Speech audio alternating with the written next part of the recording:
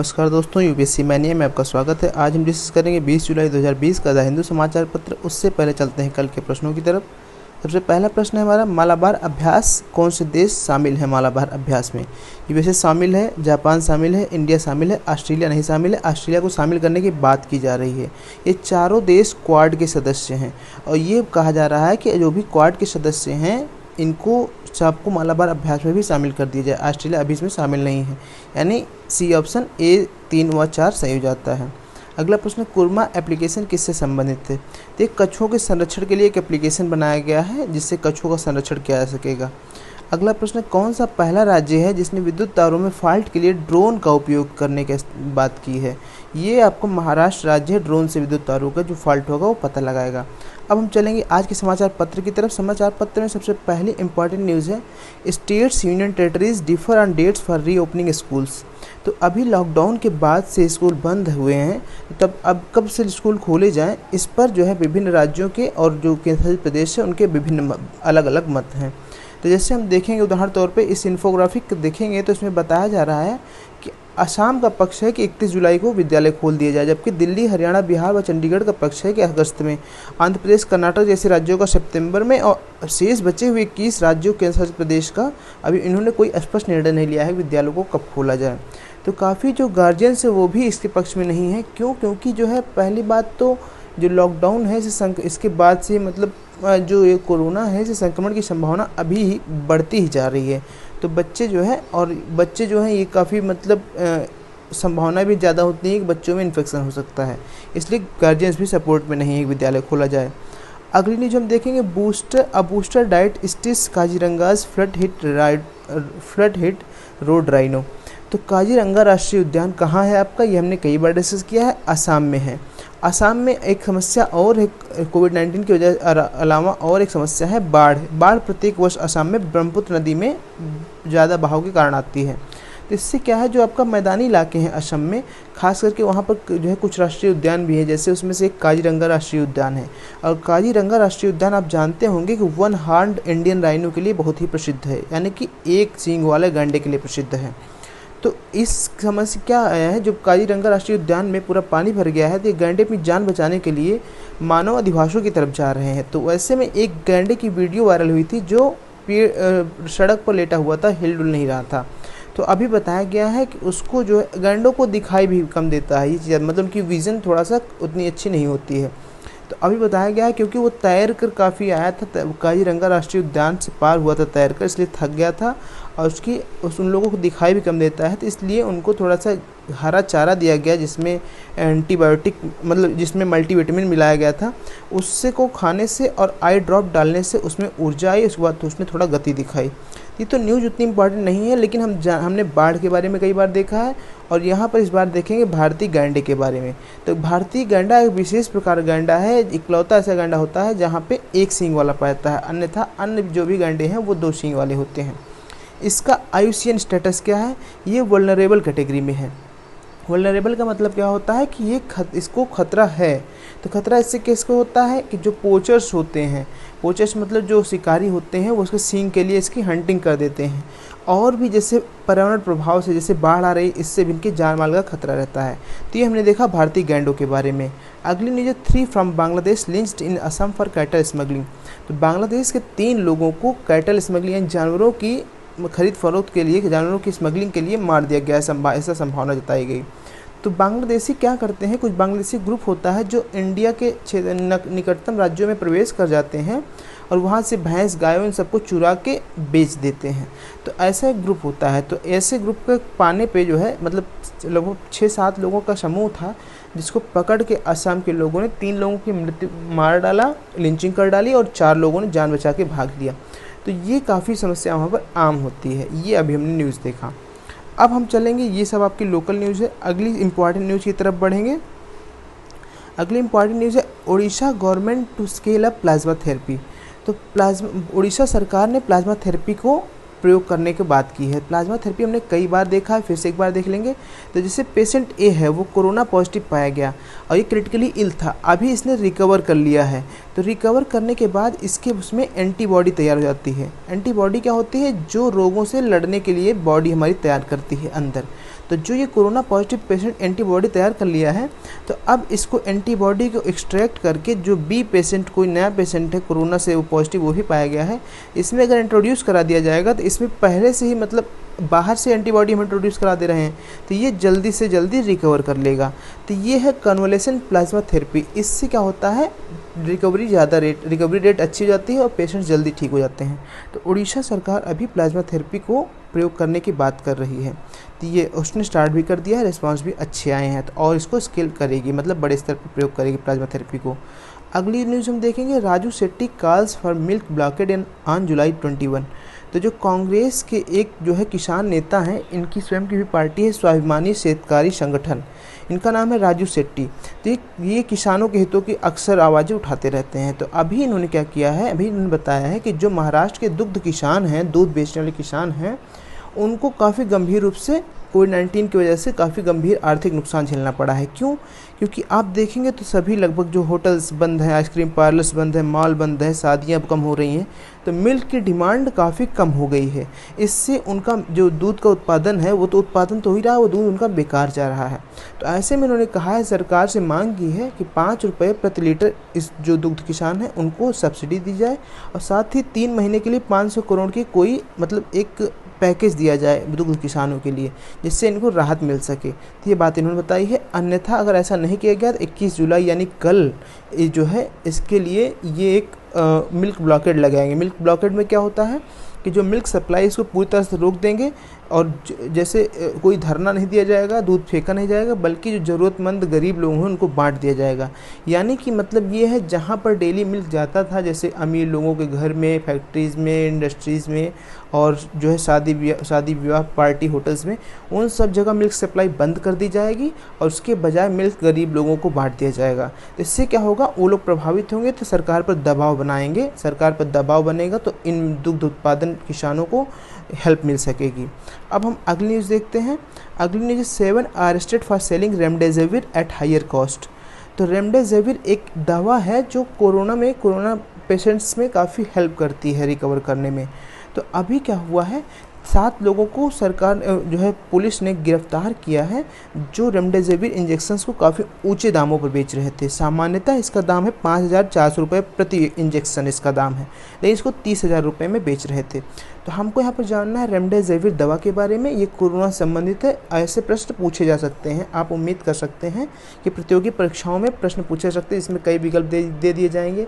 निम्न में से कौन सी कोरोना से संबंधित दवा है, तो उसमें 2-3 नाम दे दिएंगे, उसमें एक नाम रेमडेसिविर भी होगी, आपको उसको सेलेक्ट करना होगा। ऐसी कई दवाएँ आपको ध्यान देना है, जैसे फेविपाइराविर हो गया, रेमडेसिविर हो गया, हाइड्रोक्सीक्लोरोक्विन हो गया, ये सब दवाएँ कोरोना से संबंधित है। हमने कई बार न्यूज़पेपर में भी इसको देखा है। अब हम चलेंगे अगली न्यूज़ की तरफ। फार्मिंग एक्टिविटीज़ पिकअप इन कर्नाटका। तो जैसे कि अभी बुआई की सीज़न आ गई है, धान की बुआई लगवाई होनी है, तो अभी कर्नाटका में बताया गया है, ये एक देखा गया है, तो उसमें लॉकडाउन के बजाय, इस कोरोना के बजाय भी जो कृषि की संबंधी गतिविधियाँ हैं सारी मूल रफ्तार में आ गई हैं और पिछले वर्ष से ज़्यादा इस समय खेती होगी। मतलब इस वर्ष जो खेत करने के लिए खेत उपयोग किए जाएंगे पिछले वर्ष की तुलना में ज़्यादा होंगे, तो ये बताया जा रहा है। अगली जो है न्यूज़ एनालिसिस है, China has cross it's 1960 claims along the LAC। तो जो लाइन ऑफ एक्चुअल कंट्रोल है, ये भारत और चीन के बीच में सीमा निर्धारित करता है। ये एक जो है इमेजिनरी लाइन है, मतलब कि कोई एक ऑफिशियल नहीं ब्लॉक्ड है, ये मतलब दोनों में एक मतलब ऐसे ही कोऑपरेटिव मतलब मान लिया गया है, कोई ऑफिशियली ड्रॉन लाइन नहीं है ये जो LAC इसको बोलते हैं। तो अभी बताया जा रहा है कि जो 1962 में भारत चीन युद्ध हुआ था, उसके पहले जो चीन क्लेम करता था, जहाँ पर वास्तविकता में उसकी लाइन थी उससे ज़्यादा भारत के हिस्सों को भी क्लेम करता था। तो अभी ये बताया गया है कि जो 1960 में जो बात चीन बताता था, 1960 में आप जैसे चित्र देख रहे होंगे, ये चित्र आप देखिए गौर से, तो जो नीली लाइन है आपकी, ये नीली रेखा तक चीन कहता था 1960 में कि ये नीली रेखा पर यहाँ तक देखिए, आप इसको देखिए, चीन कहता था यहाँ तक हमारी जो है सीमा है, यहाँ तक हमारी ज़मीन है। लेकिन अभी देखिए जो जून 15 तक कह रहे हैं कि अब हमारी सीमा यहाँ तक है, ये बता रहे हैं। तो मतलब अपनी ही बातों से मुकर गए, ये इतनी ज़मीन और लेने के चक्कर में है, इतनी ज़मीन और पे क्लेम कर रहे हैं, ये चीज़ बताया गया है इस न्यूज़ आर्टिकल में, जो कि अनैतिक है। मतलब चीन की लालच दिखा रही, अनैतिकता बता रही कि भाई आपने जो 1960 में कहा था, फिलहाल हम उसको भी नहीं मानते हैं, लेकिन 1960 में कहा था कि यहाँ तक हमारी सीमा है और अब जो है आपकी सीमा यहाँ तक बढ़ गई, ऐसे कैसे अपने आप से सीमा बढ़ती जा रही है आपकी। तो ये बात इस न्यूज़ आर्टिकल में बताई गई है। अगला न्यूज़ हम देखेंगे, domestic firms worried over small arms import. तो जो हमारे घरेलू जो है सैन्य हथियारों के उत्पादनकर्ता की कंपनियां हैं, वो चिंता व्यक्त कर रही हैं कि जो छोटे छोटे हथियार हैं वो विदेशों से क्यों लाए जा रहे हैं, जबकि हम सक्षम हैं। तो हम देखेंगे क्यों इससे चर्चा में आई है। तो अभी आर्मी ने जल्द ही 72,400 असॉल्ट राइफल्स, 6 कंपनी है संयुक्त राज्य अमेरिका की, वहाँ से SIG 716 नाम की असॉल्ट राइफल्स 72,000 खरीदने की बात की है। ये फास्ट ट्रैक प्रोक्योरमेंट के माध्यम से खरीदी जाएगी। फास्ट ट्रैक प्रोक्योरमेंट क्या होता है? इसके माध्यम से जल्द सारी जो भी ऑफिशियल कार्रवाई है उनको तीव्र कर दी जाती है और जल्द से जल्द प्रोक्योरमेंट कर दी जाती है। तो ये आपका लगभग 700 करोड़ की डील होगी, जो 2019 में भी जो है खरीदी गई थी। तो अभी बताया जा रहा है ये, और उसके बाद 7 लाख राइफल्स AK-203 जो है रशियन राइफल्स हैं, मेकिंग कंपनीज़ हैं, उनके साथ जो है एक जॉइंट वेंचर बनेगा ऑर्डिनेंस फैक्ट्री बोर्ड के साथ। तो ऐसी 7 लाख राइफलें भारत में भी बनाई जाएंगी। तो जो इंडियन मैन्युफैक्चरर्स हैं राइफ़ल्स के, इन छोटे छोटे हथियारों को, वो कहते हैं कि हम लोगों के साथ भेदभाव होता है। जैसे विदेशी कंपनियों के साथ डील करते समय फास्ट ट्रैक प्रोक्योरमेंट प्रोसीजर का प्रयोग कर लिया जाता है, जल्दी से जल्दी उनकी डील तय कर दी जाती है और उनको अवसर दिया जाता है, जबकि ये सब सुविधाएं हम लोगों को नहीं उपलब्ध है। जो हमारे डोमेस्टिक मैन्युफैक्चरर्स है वो ये चिंता व्यक्त कर रहे हैं, इससे उनको काफ़ी नुकसान होता है। तो अभी और बताया जा रहा है कि क्योंकि ये बोल रहे हैं कि भाई आप एक तरफ कहते हो मेक इन इंडिया कहते हो कि भारत में स्वदेश निर्मित करो, आत्मनिर्भर भारत की बात करते हो, ऊपर से जब हम लोग छोटी छोटी राइफ़ल बनाने के में सक्षम हैं तो क्यों आप विदेशों से राइफ़ल ला रहे हो? तो ये बात बताइए। लेकिन आर्मी जो है, आर्मी अभी मॉडर्नाइज होना चाह रही, इसलिए विदेशी राइफ़ल्स इंपोर्ट कर रही है। तो अभी वर्तमान में हमारी आर्मी जो है इंसास प्रयोग कर रही है। इंसास क्या है? Indian national small arms system, INSAS बंदूकें हैं। लेकिन अभी इसको रिप्लेस करना चाह रही इंडियन आर्मी मॉडर्न राइफ़ल से, जिसके लिए ही SIG 716 और AK-203 राइफ़ल्स जैसे इंपोर्ट मतलब जो है विदेशों से करार कर रही है इंडिया बार बार। तो जो हमारी डोमेस्टिक कंपनीज हैं वो आर्मी से कोई बड़ा ऑर्डर नहीं पा रही हैं, तो इसलिए वो उम्मीद कर रहे हैं कि हम जो राज्य की पुलिस फोर्सेज हैं और जो CAPF जो सेंट्रल आर्म्ड पुलिस फोर्सेज हैं, इनसे कोई ऑर्डर पा जाए ताकि हमारा जो बिज़नेस है थोड़ा सा चलता रहे, जो भी हम जो है मैन्युफैक्चर करते हैं वो बिकता रहे। ये हमने देखा डिफेंस प्रोक्योरमेंट के संबंध में। अगली न्यूज़ देखेंगे, DCGI notice to Glenmark over claim on drug. तो जो ग्लेनमार्क एक फार्मास्यूटिकल कंपनी है, दवा बनाने वाली कंपनी है, उसने एक फैबीफ्लू नाम की दवा बनाई थी। तो अभी उसके खिलाफ DCGI ने एक नोटिस दी है, जिसमें बताया है कि पहली बात तो भाई आप इस दवा का मूल्य बहुत ज़्यादा बढ़ा रहे हो, जितना इसका मूल्य होना चाहिए उससे ज़्यादा आप इसका मूल्य रखे हो। और उसके बाद दूसरी बात बता रहे हैं कि जो आप क्लेम किए हो कि ऐसे पेशेंट्स कोरोना के जिनको कोमॉर्बिडिटीज़ है। कोमॉर्बिडिटी क्या होती है? यानी कोरोना के साथ कोई अन्य भी बीमारी है, जैसे किसी को हार्ट अटैक की बीमारी है, किसी को हाई ब्लड प्रेशर की बीमारी है, किसी को शुगर हुआ है, तो ऐसी बीमारियों के साथ भी ट्रीट करने की क्षमता रखता है ये फैबीफ्लू नाम की दवा। तो लेकिन इस पे जो है DCGI ने नोटिस दिया है कि ये उचित नहीं है, आप जो है ट्रायल नहीं हुए हैं अभी इसके कोमॉर्बिडिटीज़ के, तो आप जो क्लेम कर रहे हो ये उचित नहीं। पहले ट्रायल करो, जब आप जो है ट्रायल रिजल्ट्स में आप जो है जब स्पष्ट कर दोगे, आप दिखाओगे इस दवा की क्षमता, तभी आप ऐसा क्लेम कर सकते हो। तो ये बात थी DCGI के संबंध में। अगली न्यूज़ है, कोविड-19 delays prime minister's museum work. तो 3 मूर्ति स्टेट में जो हमारे भारत के पहले प्रधानमंत्री थे पंडित जवाहरलाल नेहरू, उनका आवास था। उनके आवास को बाद में जो पंडित जवाहरलाल नेहरू के संबंधित सामग्रियाँ थी उसके संबंध में म्यूजियम बना दिया गया था। तो अभी जो उसके बाद 2019-20 सत्र में जो NDA गवर्नमेंट अभी सत्ता में है, इसने निर्णय लिया कि जो 3 मूर्ति स्टेट है इसको museum of prime ministers of India बना दिया जाएगा। यानी कि जो भी अभी तक के सारे प्रधानमंत्री हैं उनकी संबंधित जो वस्तुएं हैं उनको रख दिया जाएगा और इसको म्यूजियम में बदल दिया जाएगा। इसमें ऑडियो विजुअल कंटेंट होगा, कैफ़ेज़ होंगे खाने पीने नाश्ते के लिए, और भी जो प्राइम मिनिस्टर से संबंधित चीज़ें होंगी वो सब इसमें रहेंगी। तो अभी इसका निर्माण कार्य होना था, लेकिन कोविड-19 की वजह से इसमें डिले हो गया है। तो ये चीज़ काफ़ी इंपॉर्टेंट है। आर्ट एंड कल्चर से भी हो सकता है। तीन मूर्ति स्टेट में ये आवास जो है ये स्थित है, और अभी ये प्राइम मिनिस्टर का म्यूज़ियम है, ये दिल्ली में स्थित है। ये भी आपको ध्यान देना है, प्रश्न पूछा जा सकता है कि कहाँ पर स्थित है। ये जो प्राइम मिनिस्टर्स म्यूज़ियम बनेगा ये दिल्ली में स्थित होगा। तीन मूर्ति स्टेट बिल्डिंग का नाम है।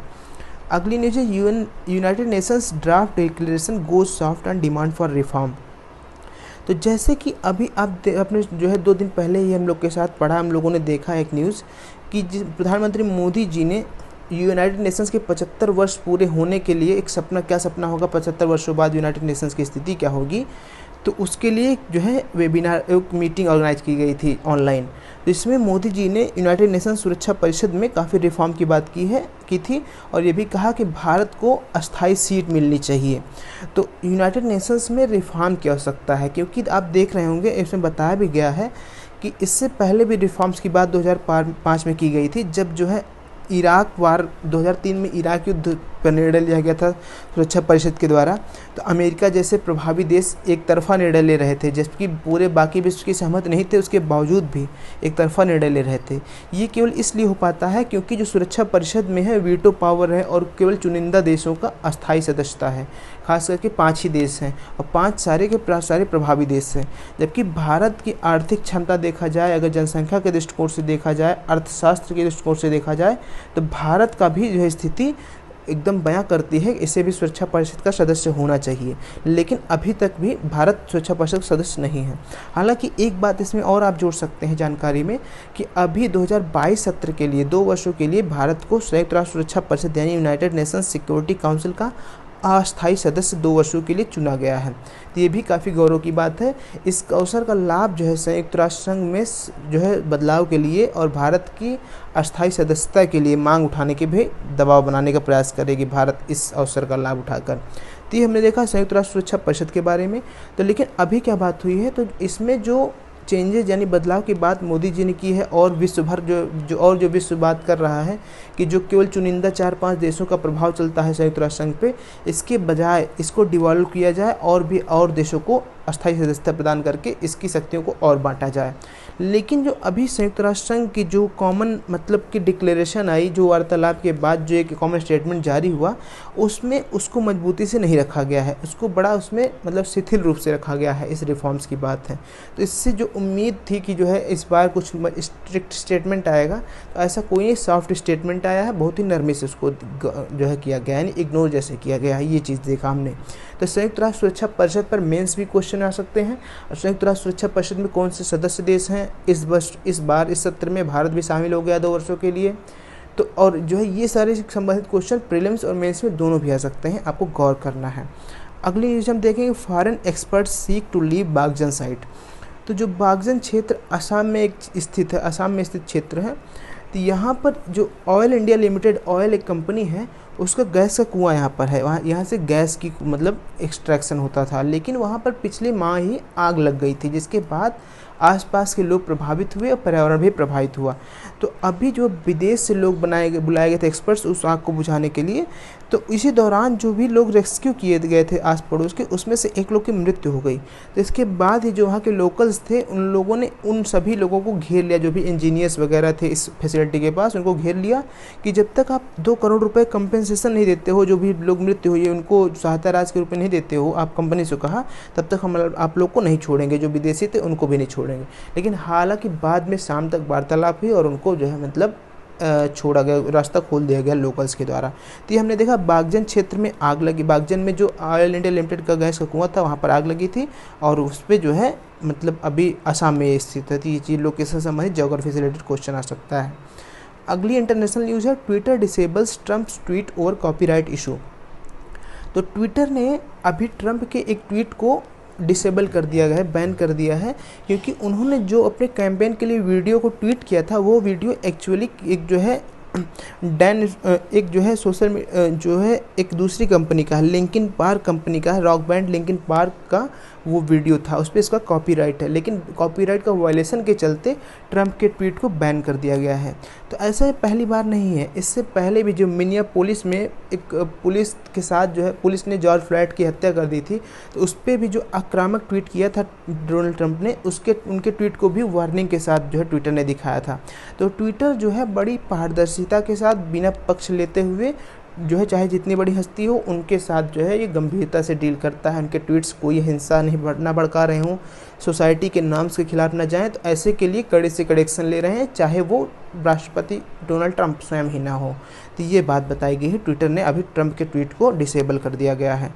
अब हम अगली न्यूज़ देखेंगे, China committing gross abuses against Uyghurs UK. तो जो यूनाइटेड किंगडम ने चाइना से यूनाइटेड किंगडम ने स्टेटमेंट जारी किया है जिसमें उन्होंने कहा है चीन जो है वहाँ के जिनजियांग प्रांत में जो उइगर मुस्लिम्स रह रहे हैं उनके साथ बहुत ही अभद्र व्यवहार कर रहा है, उनको धार्मिक स्वतंत्रता नहीं प्रदान की जा रही है, मानव का नेचुरल राइट है उसको नहीं प्रोवाइड किया जा रहा है, जो राइट टू लाइफ है उसको नहीं प्रोवाइड किया जा रहा है, उनके साथ ही बहुत सी बदसलूकी से पेश किया जा रहा है। उइगर मुस्लिम हम आपको बता दें कि जिनजियांग प्रांत जो चाइना में है वहाँ पर रहने वाली मुस्लिम जनसंख्या है, वहाँ के मुस्लिमों को उइगर मुस्लिम कहते हैं। चाइना उनको बदलावने के नाम पर, सभ्य बनाने के नाम पर कैंप्स में रखी हुई है और उनको ना तो अब दाढ़ी रखने का अधिकार है, ना तो नमाज पढ़ने का अधिकार है पब्लिकली, ना अपनी रिलीजियस फ्रीडम का अधिकार है। तो ऐसे कई अत्याचार कर रहा है जिसका विश्व भर के कई देश बार बार समय आने पर आवाज़ उठाते रहे हैं। अगली न्यूज़ है, ब्राज़ील्स इंडिजिनस लीडर्स हॉस्पिटलाइज्ड। तो ब्राज़ील के एक जो है लोकल नेता हैं, उनका नाम है राउनी मोतिकतायर। तो अभी उनकी तबीयत थोड़ा सा ख़राब हुई जिसके बाद उनको हॉस्पिटलाइज कर दिया गया है। तो अभी हम जानेंगे क्यों इनकी हम चर्चा कर रहे हैं, क्यों इतने ये इम्पॉर्टेंट है। ब्राज़ील में अमेज़न जो है अमेज़न फॉरेस्ट है, अमेज़न रेन फॉरेस्ट है। तो ये अमेज़न रेन फॉरेस्ट को लंग ऑफ द अर्थ कहा जाता है, यानी भारत के फेफड़ा कहा जाता है अमेजन रेन फॉरेस्ट का। ये फ्रेज भी क्वेश्चन में आ सकता है कि भारत का फेफड़ा किस जो है क्षेत्र को कहा जाता है। तो जो अमेजन रेन फॉरेस्ट है इसको लंग ऑफ द अर्थ कहा जाता है, सॉरी भारत का नहीं, इसे जो है पृथ्वी का फेफड़ा कहा जाता है, सॉरी। तो इसे लंग ऑफ द अर्थ कहा जाता है अमेजन रेन फॉरेस्ट जो ब्राज़ील में स्थित है।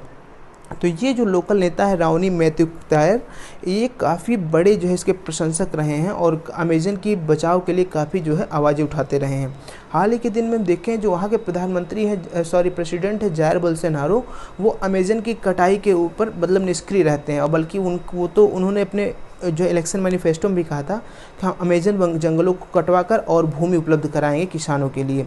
तो ये जो है एक विशेष प्रकार की इनकी जो है मतलब जो पोशाक होती है, आप जिसमें चित्र में देख रहे होंगे, इनके जो है मतलब हेड पे एक फीदर यानी कि पंखनुमा एक आकार पहने रहते हैं, पंख जैसे पहने रहते हैं, और अपने निचले होंठ में एक डिस्क यानी एक प्लेट छोटी सी घुसाए रहते हैं। आप देखेंगे इनका होंठ निकला हुआ है। तो इसी मुद्रा में ये पूरे विश्व के कई देशों में घूमकर अमेजन रेन फॉरेस्ट और इकोलॉजिकल इंपॉर्टेंस के लिए जागरूकता फैलाते पाए गए हैं। तो काफ़ी इम्पॉर्टेंट नेतृत्व है जो है, आप इनके नाम को कोट भी कर सकते हैं जब आप पर्यावरण संबंधी किसी उत्तर को लिख रहे हों। और प्रश्न हम फिर से एक बार रिवाइज कर लेंगे, इससे जो संभावित प्रश्न बन सकता है, लंग ऑफ द अर्थ यानी कि पृथ्वी के फेफड़े किसको कहा जाता है, तो अमेजन रेन फॉरेस्ट को लंग ऑफ द अर्थ कहा जाता है। अब हम देखेंगे अगली इंपॉर्टेंट न्यूज़ की देखें, इसमें है Tamil national alliance points to devolution promise in poll manifesto. तो जैसे श्रीलंका में चुनाव होने वाले हैं, तो जो तमिल मेजॉरिटी क्षेत्र है श्रीलंका में, दो जो है मुख्य समुदाय हैं, एक तमिल समुदाय, दूसरा बुद्ध समुदाय। तो जो तमिल समुदाय है वो मुख्यतः भारत के दक्षिण भारत के क्षेत्र से जाके प्रवास किए हुए हैं श्रीलंका में, और जो बुद्ध समुदाय है वहाँ पर, वो मूलतः श्रीलंका के ही निवासी हैं। तो वहाँ की राजनीति में तमिल वोटर्स बटे हुए होते हैं, तमिल और बुद्ध वोटर्स सामान्यतः बटे हुए होते हैं। तो जो तमिल नेशनल अलायंस है वो तमिल वोटर्स को ज़्यादा अपने तरफ से पक्ष में उसका झुकाव रहता है। तो अभी उसने इलेक्शन मैनिफेस्टो में कहा है कि हम जो पावर का डिवोल्यूशन करेंगे, यानी कि जो लोकल बॉडीज़ हैं उनको ज़्यादा से ज़्यादा पावर देंगे, और भी ऐसी चीज़ें मैनिफेस्टो में अपने कहा है। इंडिया सेंट्रिक मैनिफेस्टो उसने बनाया है, इंडिया से अपना रिलेशंस अच्छा करेंगे। जो भी जो है तमिल माइनॉरिटीज़ जो भी इंडिया श्रीलंका में हैं, वो डर के मारे इंडिया में वापस जाके लौट गई हैं, प्रवास कर रही हैं, उनको हम वापस जो है बुलाएंगे श्रीलंका में। तो ऐसी बातें अपने उसने मैनिफेस्टो में कहा है। तो ये हमने देखी न्यूज़पेपर डिस्कशन। अब इससे बेस्ड हम क्वेश्चंस को देख लेते हैं। क्वेश्चंस हमारे कुछ इस प्रकार हैं। बाघजन किस राज्य से संबंधित है, बिहार, पश्चिम बंगाल, असम, उड़ीसा? इसका जवाब आपको कमेंट बॉक्स में देना है। भारतीय गैंडा आयुसीन की किस श्रेणी में आता है, least concern, vulnerable, endangered, critically endangered? हाल ही में भारत ने फास्ट ट्रैक प्रोक्योरमेंट FTP के माध्यम से 72,400 राइफल की खरीद की मंजूरी किस देश से की है? USA, Japan, France, Israel. तो ये थी हमारी आज की न्यूज़पेपर डिस्कशन। बहुत बहुत धन्यवाद। Thank you.